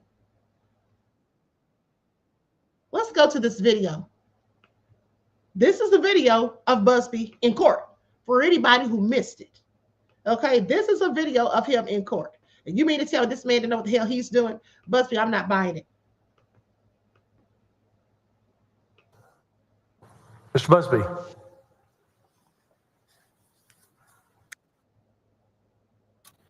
Mr. Mateer, you told us Ken Paxton was your friend. He became my friend, yes. And you were trying to protect him? That's correct, sir. And you were trying to protect him from himself? Correct. And when you found out that this young man, Brandon Kamek, had sent a subpoena to a bank, you guys sent everybody on the 8th floor home and had a meeting, right? I don't recall us sending everybody home. I do recall we had a meeting. And in order to protect Ken Paxton, what you did was then call the FBI, right? That's how you protected your friend. That's not correct, sir. Did you not go to the FBI thereafter? Not that day, sir. What day? The next day, sir. Okay. Did you talk to Ken Paxton before you went to the FBI? General Paxton was out of state. Did you talk to Ken Paxton before you went to the FBI? This is all in the first. Hold on, I'll continue in a second. But King Kai says, what I'm saying exactly is now all these YouTubers, being mostly our people, came out here convicting Diddy of Tony Buzbee allegations that not even her was wise enough to say were allegations. Well, that's a damn lie. That's a damn lie. If you're referring to her, if you're talking about the Queen, I've always said there were allegations. Okay, unlike Busby, I don't want to get sued for defamation. I've always said these are allegations if these accusations are true. Okay, I've always said that. Go back and do your due diligence. I've never seen you in my chat before, so maybe you haven't been following, but I've always said these are allegations. I've never once said Diddy was guilty. I have said that I believe he's guilty, and I still believe Diddy's guilty. Now, he may not be guilty of Tony Busby's cases, but I absolutely believe that he's guilty of having had something to do with the murder of Tupac. I've always said that. And they also believe that he's guilty of some of those other allegations that have come out against him prior to Tony Buzbee showing up on the scene. And there are some that I have said that I don't believe, and I've called out the people for lying. So yeah, what the Queen has always said is that these are allegations, honey. Okay, because I always choose my words carefully, because unlike Tony Buzbee, like I said, I don't want a defamation lawsuit. I talked to him on the 28th, yes. After, sir, listen, you found out that Brandon Kamek had served a subpoena on a bank, right? Right? That is correct, yes. You thought it was a crisis situation, right? That is correct, sir. You rallied the troops together and had a meeting, right? We had a meeting, yes, sir. The next day you went to the FBI. We did, yes, sir. Did you, after your meeting, talk to Ken Paxton? I did not talk to Ken Paxton. Okay, so in order to help your friend, a guy that had given you a really plum of a job, instead of asking him some questions, you instead circled up and decided to go to the FBI. That's what happened, right? I did have conversations with General Paxton. Not after that meeting, right? Not after the meeting on the 29th, correct, sir. You had no clue that Brandon Kamek had received a second referral from the DA's office, did you? I did not. You were wondering why they were serving subpoenas on a bank when the complaint that you knew about had to do with the FBI and the magistrate judge, right? That's correct. You had no clue that there had been a second referral from the DA's office directly to Brandon Kamek. Isn't that right? That's right. No one had shared that with us. So you thought this Kamek fellow is sending subpoenas to banks related to some FBI thing, right? I didn't know what he was doing. You know how King Kai just asked TC Dan, how can you have an opinion on unproven allegations? That's why there's things, such things as tainted jury pool. Well, everybody has an opinion. That's an ignorant question. Everybody has an opinion. Okay, even you. What are you talking about? You have an opinion. You just expressed your opinion. When you said that our own people, including me, have already convicted Diddy based off of Buzbee's allegations, that means, sir, that you are of the opinion that Diddy is not guilty. You just gave your opinion. So you're going to tell somebody else that you're going to ask them, how can they have an opinion on unproven allegations? Well, people can always have opinions. Okay. Opinions are our free will. We can always have an opinion, and that's not how you get a tainted jury pool. Are you crazy? You don't get a tainted jury pool because people have opinions that they express. Okay? If someone says it is my opinion that Diddy's guilty, that's not going to taint any jury pool. But if an attorney like Tony Buzbee comes out and implies that Diddy's guilty and says that he has all of these people and this, that, and the third, that can taint a jury pool. When you have people like Adria English, whom I interviewed, or Courtney Burgess, whom I also interviewed, when you have people like them coming out telling malicious lies and blaming Diddy for things that Diddy didn't even do, when you have people like that coming out telling lies all over the internet, that is how you get a tainted jury pool. Those are not opinions that they were stating. Those were actual lies. They were literally telling lies, okay? And they've been proven to have been liars. That's how you taint a jury pool, not by giving your opinion, okay? Everybody has opinions. That's just a fact. That's just a fact. Queen Sam says, Mr. Busby, answer the Queen's questions. Okay. Exactly. King Kai says, oh, I've been following, watched every video. Okay, so if you've been following and watched every video, you've never heard me say one time, I'm going to drop you the link. I'm going to drop you the link. Now, mind you guys, this link is only for King Kai. So King Kai, I'm going to drop you the link because if you have been following and you watched every video, you mean to tell me that you have never heard me say that these are allegations? You've never heard me say such things as, I can't substantiate this. You've never heard me say, remember, Diddy maintains his innocence in all allegations. He's innocent of all allegations or presumed innocent until proven otherwise. You've never heard me say that. If you say you have never heard me say that, but claim that you've watched every video, you're a damn liar. Now, there's the link. Please click it because I want to hear this. Okay, because what you're not going to do is sit up here on my channel and act like I did something that I didn't do. Noah said he's trolling Queen. I don't care what he's doing. He probably is trolling. But nonetheless, click that link. Okay, click the link. That's what you can do. Okay, now you say, Queen, I've heard you say that. Okay, well, then why would you say that everybody, including me, has convicted him? I haven't convicted him. I want him to be convicted because, like I told you all on several occasions, I absolutely believe he had something to do, if not everything to do with the demise of Tupac. I think he ordered the hit. I think he paid the money to Zip, just like Dwayne Keefer D. Davis said. Now he's trying to recant because he's in trouble and not facing trial. I believe that he did it. I absolutely believe that he did it. I've always felt that Diddy had something to do with it. I felt it in my spirit from the day that it happened. And when that song Hit 'Em Up came out, I literally told people they're going to kill Tupac.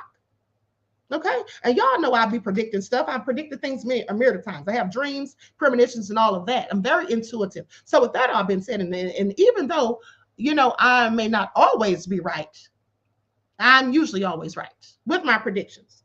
Okay? With my predictions, I'm usually always right. Remember, you heard it here first. I was the first one to tell you all that Diddy was going to be arrested mid to late September. Okay? And he was arrested September the 16th. That's all I'm saying. All right, so please pay attention. Now, with that all being said, I think we've heard enough of Buzby doing a good job here. Listen to you could have found out. You know how you could have found out?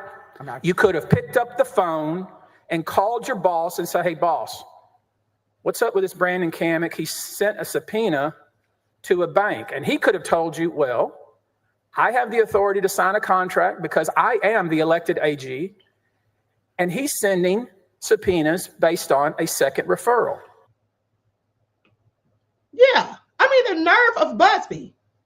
Buzby, you know how you could have found out, okay, what you were supposed to do by doing your due diligence. Okay. That's what you could have done, Buzby. Talking about what somebody could have found out. Well, Busby, you could have found out a whole lot of things had you done your due diligence. And I have questions as to why you didn't do your due diligence and how in the hell you could have been so sloppy and put together all these cases without any proper paperwork, not even shoddy paperwork, literally didn't file any. And then opposing counsel brought this to the attention of the court and Mr. Busby. It's all nefarious. We're going to see how this all turns out. Okay. With that all being said, Busby is getting his butt handed to him, says Panther Strike. Absolutely. And I, for one, am embarrassed. Okay. I am embarrassed that I sat here and caked for this man and gave him the benefit of the doubt based off of his accolades. Based solely off of his accolades. Hey, King Kai, what's going on? That's explain your. I'm doing just fine, beloved. Now explain your nefarious self to the Queen. You said let me explain, or you gonna explain? No, I'm joking, really. But go ahead and tell me what you have to say. Okay, so now keep in mind, I'm not new to this. I actually watch every video that you have. I'm a huge supporter of your work. Okay, well, thank you. Okay, thank you. What I'm annoyed by is it's not you. I'm not speaking to you. I'm sharing my opinion in your chat because again, you have not seen me participate in the chat. I'm not the text type of person to be on here you know, and share. And this is my first live on YouTube. I just stand on how I feel. Okay. You know, and as a supporter of the work, my frustration is there's no clear direction for the people. You can't go to the news. You can't look on YouTube. Everybody want to go based on allegations that are unproven. Right. Now, I don't support Diddy. I'm watching the YouTube videos for a reason. Right. Because I'm interested in the content. I want to know the truth about the matter. Right. So in my mind, I'm not trolling by sharing my opinion. And I'm also not saying that I've ever or never have seen you say that the allegations are alleged. I'm just saying, how can we have an opinion on allegations? That's like somebody saying, oh, well, you know, he did this. And you don't know me from Adam or Eve. And you go with your opinion that I did it. What's the supporting fact? What's the supporting fact or evidence that I did it? I just don't know what's wrong with me sharing my opinion this morning when I never share my opinion on any chat. I'm never welcome to a live. That's why I'm like, I don't back down. I just stand on how I feel. I don't think anything was wrong about, you know, you making YouTube content, anybody else making YouTube content. I just think at some point for the people, when do we like say, okay, enough is enough? You kind of feel like you're just going this way. Now we're going this way. Now we let's go to, like, I'm not that type of person. Okay. But go ahead. I would love to hear what you got to say. Okay, I got you. Now, let me say this. Now, you did make a good point when you say that if we just, you know, if a case comes up and there's allegations and we don't even know this person, how are we going to say, okay, we believe they're guilty or we believe they're innocent? That's a good point. Because if you never heard of this person and you don't know this person, well, then you shouldn't say that. Because how would you know? You understand? But the reason many people feel like Diddy is guilty, well, I'm not going to talk for many people. I'm going to speak specifically for myself. The reason I believe that Diddy is guilty of some of the things that he's been accused of, not Buzbee's cases per se, but with some of the Cassie allegations, some of the other allegations made possibly by Lil Rod and a few other people. The reason I would be inclined to think that possibly some of these things are true is because in 2011, the feds spoke with James Roseman, Jimmy Henchman, about the possibility of Diddy messing around with minors. They had questions. Now, in my opinion, they had to have had those questions for a reason, and Jimmy the Henchman wouldn't give them any details or whatever. But there's been allegations of Diddy basically putting hands on Cassie, you know, and being abusive to her and Kim. And also in 2021, I said, me and Odd Negroes Official, who's one of my supporters, we both said that Cassie was going to expose Diddy. We literally predicted it before it even happened. I have the live. So with that all being said, there's just different allegations of Diddy being nefarious, getting into fights, hitting people with chairs, doing all kind of crazy things, shootouts in clubs and all of that stuff, even though he wasn't charged or even though he wasn't convicted of it, Shine was. But nonetheless, the witness or the victim that it happened to said that she saw Diddy do it. So when you have a history of violence, a history of nefariousness and things like that, and then rumors of him having something to do with the Quad Studio shooting, rumors of, according or allegations by Lil Rod, Rodney Jones, that he actually may have shot a person named G in a recording studio, Chalice Recording Studios, that he supposedly, according to Tiffany Red, held someone over a balcony 17 feet high. If you have heard all of these things from a myriad of people, and some of these people had no dog in the fight, they had nothing to gain. Like Tiffany Red, she's not suing him. Natanya Rubin, she already got paid 20 years ago. So she has no dog in the fight to keep saying something or whatever, in my opinion. But with that all being said, after all of these allegations, and then some of the victims, their stories just sounded believable. So you can't say 100%, oh, he's guilty, he did it, but you can then form an opinion based on his history. Okay. Just like me, for example, let me just make a hypothetical situation. That's just like if I went into a grocery store and I walked out and someone said, hey, she stole something, or the clerk comes out behind me and says, ma'am, I need to check your purse. I think you may have stolen something. And I'm like, I didn't steal anything. I'm not going to let you search anything because you're accusing me falsely or you're racially profiling. Then they call the police. And then when the police get there, I tell the police, you don't have any rights to frisk me. You don't have any probable cause just because they're saying such and such. But then the police runs my name and then they see that I've been arrested before for theft. then they're likely going to have the opinion that, yeah, she probably did steal something. That's the kind of stuff I'm talking about. Now, if it's somebody that we never heard of, some Joe Schmo comes out of the woodwork and they're accused of these things, well, I could understand why you would say no one should form the opinion if you don't know this person. You know, you never heard of this person. You don't know what kind of character they have. You don't know what kind of moral fortitude they have or don't. Then that's a whole different story. So I get what you're saying, but I have opinions based off of Diddy's history, based off of him being arrested before for violence and all these other things. Am I able to offer you my opinion about? Sure, of course. Okay, so how many of these cases have Diddy been charged with? You're talking Over about the cases, right? The cases currently? Yeah, that he's like civilly charged with. No, you said civilly. No, it's not 100. Tony Buzbee has filed 22 cases against Diddy, and then you have Lil Rod. We had Cassie, who's already settled, and then we had Joy Dickerson Neal. I would say altogether, probably about 40. I would say probably about 30 or 40. Okay, about 40 Based to 50. on where Buzbee was going, you know, he was alleging that there could be potentially upwards of 100 plus some victims. Right? Yeah, but he hasn't proven that. He did say it in the beginning. He but hasn't proven anything. That's my whole point. Right, that's true too. Yeah, that's my whole point. He hasn't proven anything. And so to me, 100 people can say you smell like weed. That don't mean you smoke it. Yeah, that's true.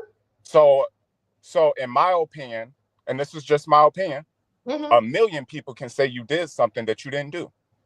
That's true too. Both things can be true. That's true too. You know, you can have a history. Like, to me, even a settlement is not an admission of guilt. You know what I mean? No, it isn't. And I've already said that the insurance companies chose to settle, not Diddy. Right. So, like, again, we can't, if they chose to settle, how then can we use their decision to convict and judge him? Well, here's the thing. I'm not using their decision to convict and judge him. I'm not saying you. I'm saying we as a people. Other people, my scrutiny is not to you. My scrutiny is to us as a people. One of us get to saying our opinion. Oh, we all now he a troll. It's like I'm a real person. You see what I'm saying? I'm right here. I'm politicking with my people. I'm thinking we all a community. I'm not contesting nobody. I'm just saying as a people, we could use some real direction. I don't watch your content to be confused. And I know you don't know everything. So you really can't report the facts. You only can report what you know. Right. So I'm not convicting you. I'm just sharing my opinion too. Like, I just believe, I believe that a settlement is simply not an admission of guilt, no matter who chose to settle it. That's absolutely true. It's not an admission of guilt. You know, that's it's just a settled manner in which people are not allowed to discuss. Legally and lawfully, he has not been convicted of any allegations that we are all holding up against him. You know what I mean? AI videos and stuff. Like, I'm not an advocate for this dude either. I'm not ignoring history. I'm just saying, if this is how loopholes in our legal system are allowed to happen that actually affect us. Because everybody has an opinion and no one actually wants to go by fact, because the effort it takes and the time it takes might be a delayed video. You might not be the first person reporting it. You know what I mean? And so just for us as a people, that's my scrutiny. It's not to you. It's not to any members of the chat. And indeed, I do watch every video you produce. I absolutely. Yeah, I'm interested in your content. I like your views and opinion. But my scrutiny as a people is to us. And I think it's directly owed because, you know, again, everybody is entitled to their opinion, including me. And I just don't. I stand on that. I stand on that. The settlement is not an admission of guilt. And if you don't have no convictions, you really shouldn't have no opinions about no criminal manners. You should have your day in court like everybody else, no matter where you stand. I can and have all these allegations against me. Nobody has an opinion because I'm not Diddy.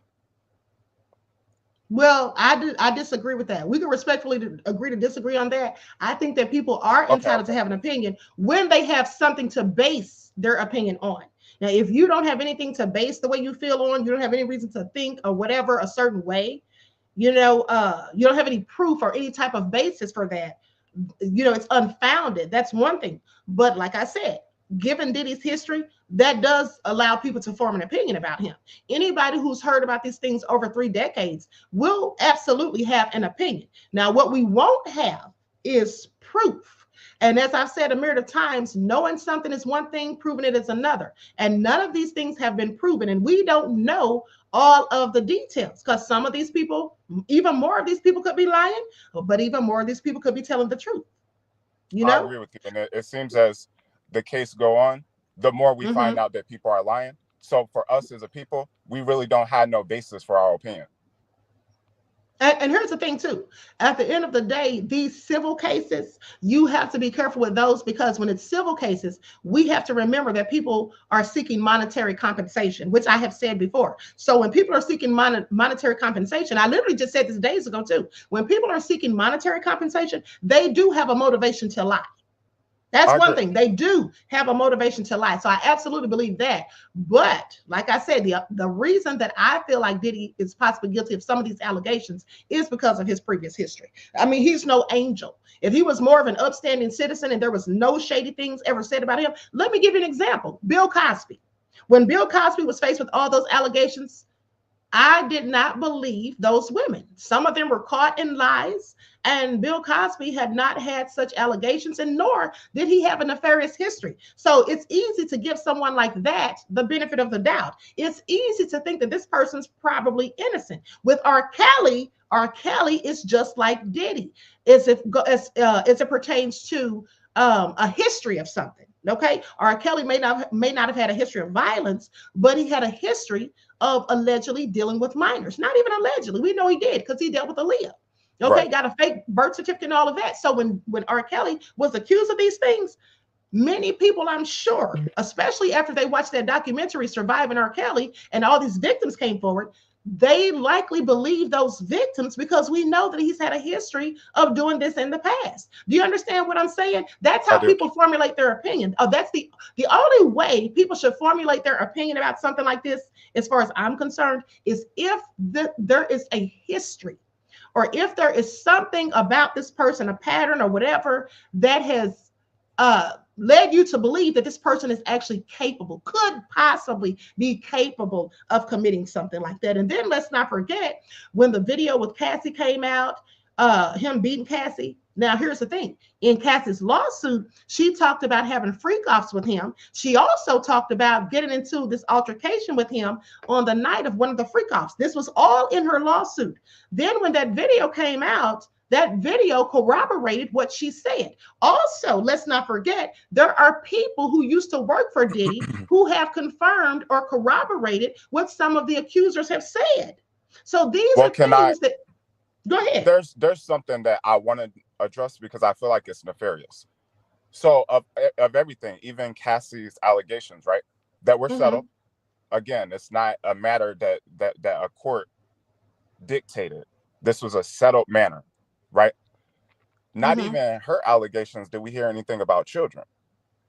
No, absolutely not. So, like, to me, all that came from Buzbee.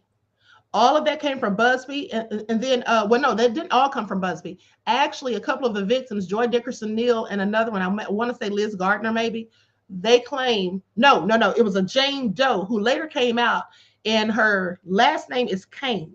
I can't remember her first name, but she's married to the former hockey player, I believe. Anyway, she's the one who says that she was 17 when she was sitting on his lap with the D&G shirt, remember? And she says she was transferred from, I think, Detroit to New York. So there was an allegation, and then Rodney Jones, his allegation was dismissed because basically, or it was just, debunked basically, when they proved that the so-called underage girls in his lawsuit were actually grown women. But there was a couple of allegations of minors. My whole thing is, if Cassie, the person right next to you, is not alleging this, how then can the basis of our opinion be that you did this? You said the only basis that we actually have to go off of is the settled manner that took place in 24 hours. So, like, if we was going to say, okay, the known history of this person based on the allegations is such and such, right? We would go based off the settled manner, and she didn't allege that. And then you said earlier that money was like the motive behind some of these people and these nefarious allegations. No, yeah, I believe the same with Busby. Mm-hmm. The same with Busby. So absolutely.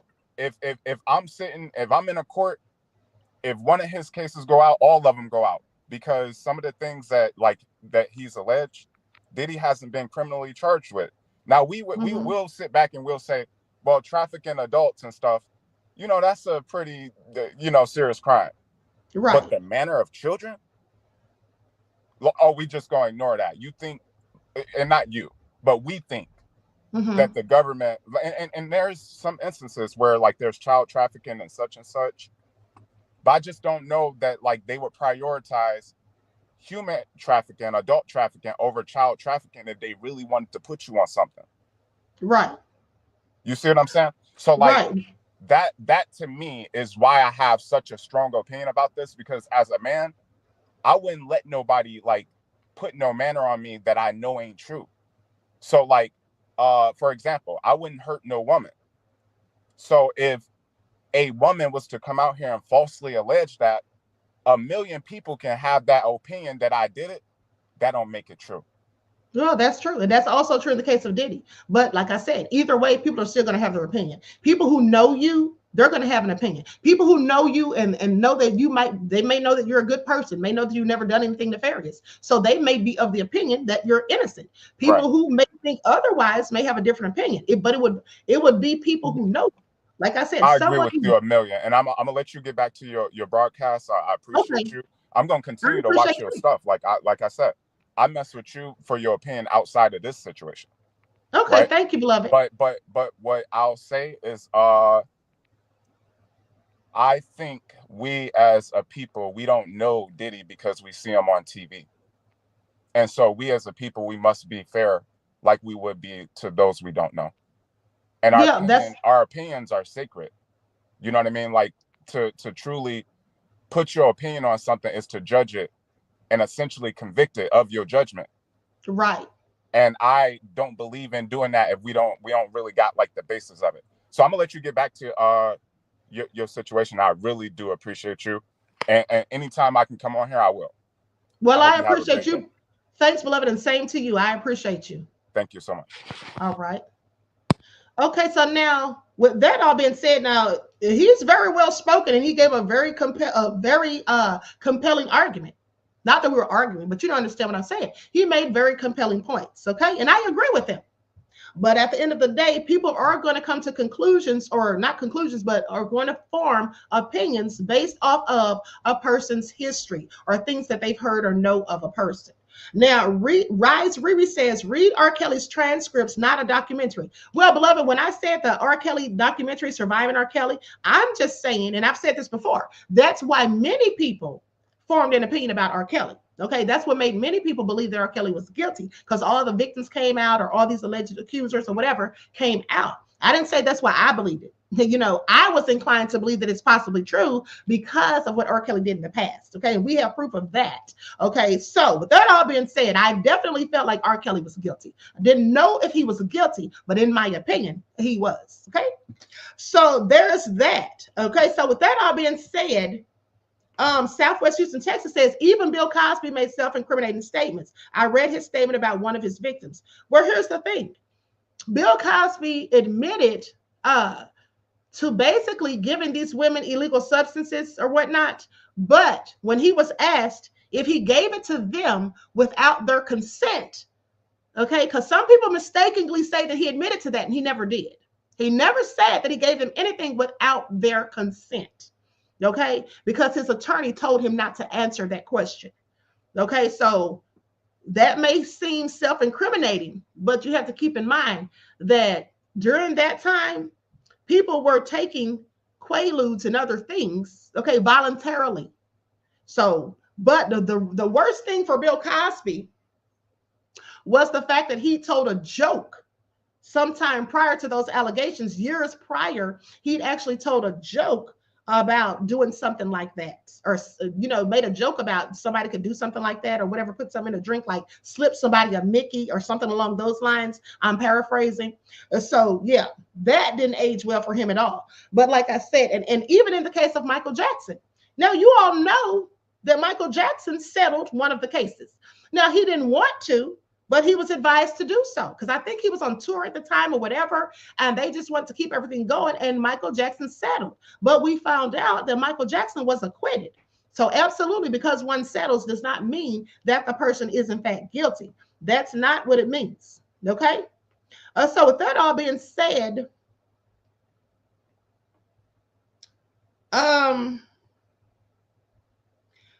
Joy says, Diddy abused Kim Porter too, and she ended up being hospitalized. Well, you know, that's an allegation that several people made. Gene Deal is one. And then I can't remember who else, but they said something about him breaking her nose on the boat, a doctor being flown in, and all of that. That may or may not be true, but that has been said. Jupiter Clark said, oh, really? That sounds sketchy as F. There had to be other things going on. Okay. Rise Ruby said the transcript blows holes in documents. Okay.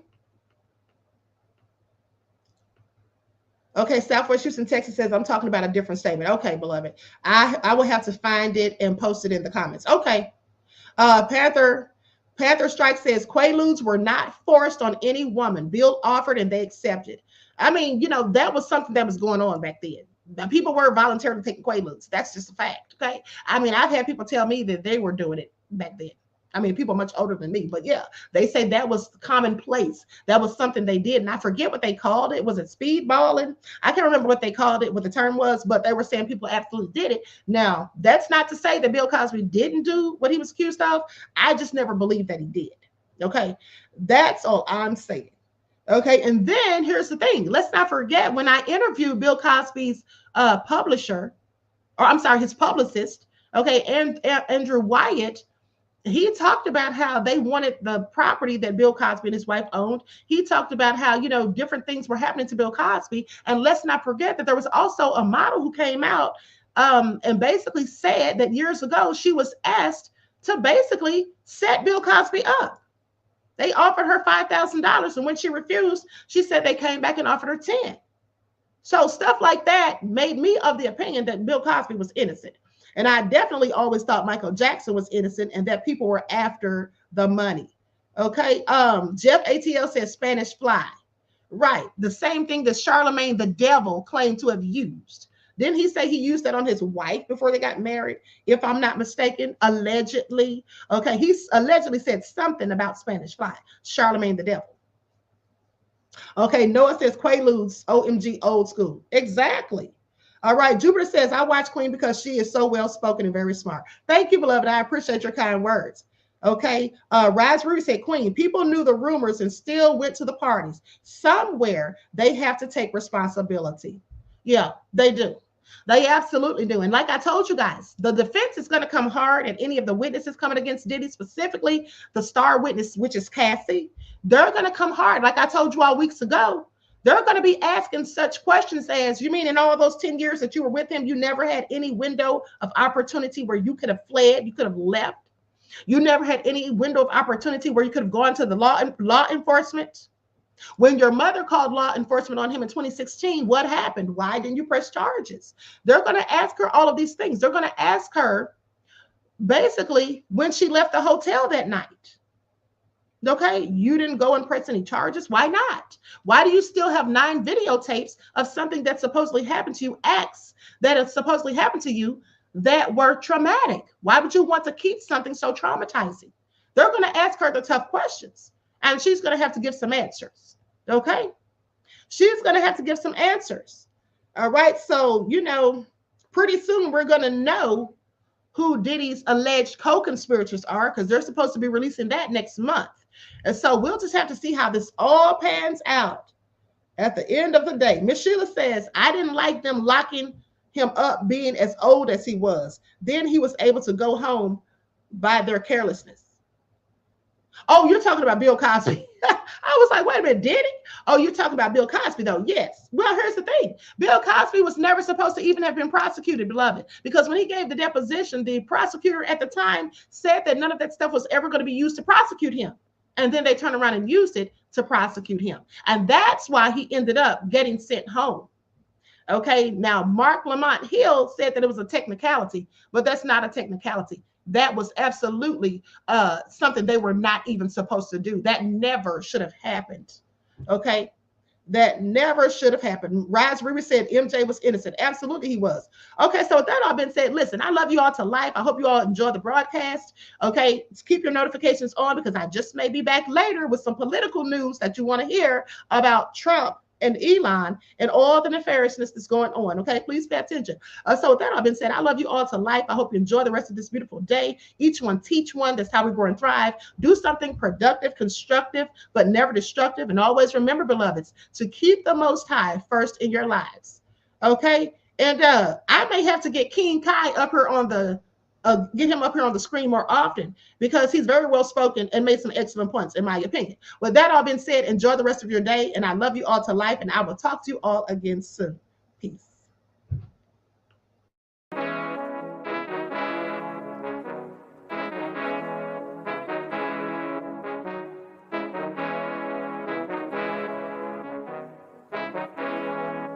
Hey, yo, Nick, hit him with that flavor. Gold all in my skin. God all in my blood. Kings all in my circle. You touch one of mine and you're done. They show no love for the queen. Why you hating on me? Is it cause I'm free and I got Malcolm X in my jeans? I got dreams like King Luther.